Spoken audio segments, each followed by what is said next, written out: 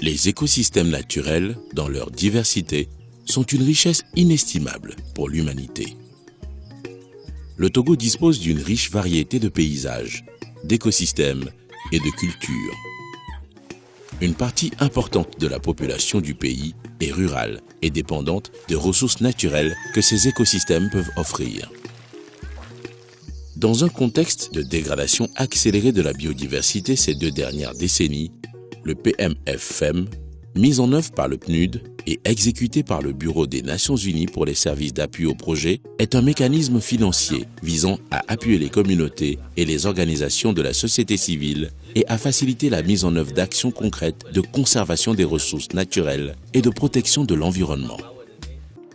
À la prison civile de Lomé, l'ONG 2ID a réalisé dans un contexte particulier d'un établissement carcéral le projet pilote de valorisation des boues de vidange en biogaz. Ce projet consiste à produire de l'énergie, notamment du méthane, alimentant les cuisines de la prison à partir des boues de vidange produites par le complexe pénitentiaire. Toujours à Lomé, une autre expérience de gestion des déchets concerne la collecte et le recyclage des équipements électriques et électroniques. Le projet a été conçu et initié dès 2012 par l'ONG ASDI. Mais c'est l'appui du PMFM qui a permis son décollage effectif. Il consiste à mettre en place un système de formation de réparateurs d'appareils et un circuit innovant de collecte, de recyclage et de traitement des déchets électroniques et électriques, car ceux-ci constituent une importante source de pollution, dite cachée. À Agomeseva, village situé au sud-est du Togo, l'association des Camilés a mis en œuvre le projet d'électrification de ce village en utilisant exclusivement l'énergie solaire. C'est un projet innovant et à fort potentiel de diffusion pour l'électrification de communautés ne disposant pas de l'accès au réseau public et éloignées de celui-ci. Le projet a démarré en envoyant 4 femmes illettrées en Inde. Et elles sont parties en Inde pour 6 mois, elles ont eu une formation en électrification solaire.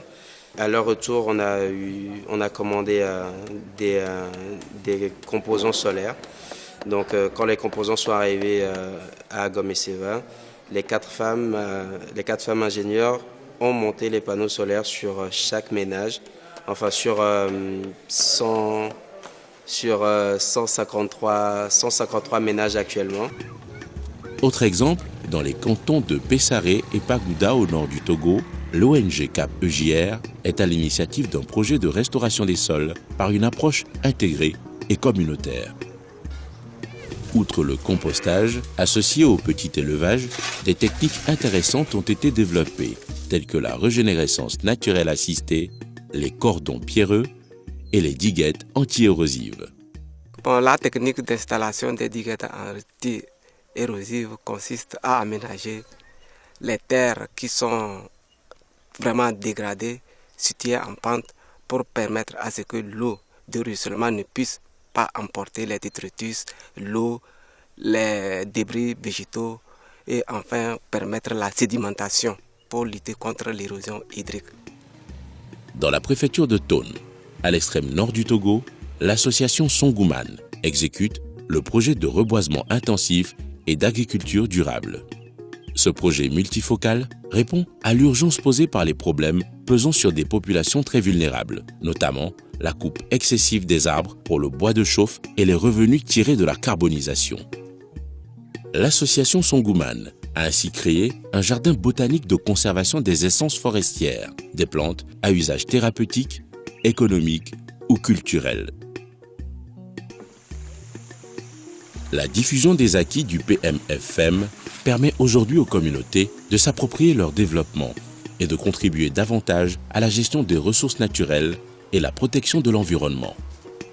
Elles sont ainsi appelées à œuvrer pour le renforcement du lien entre développement local, lutte contre la pauvreté, réponse aux défis environnementaux, protection de la biodiversité et aménagement durable de leurs territoires et paysages.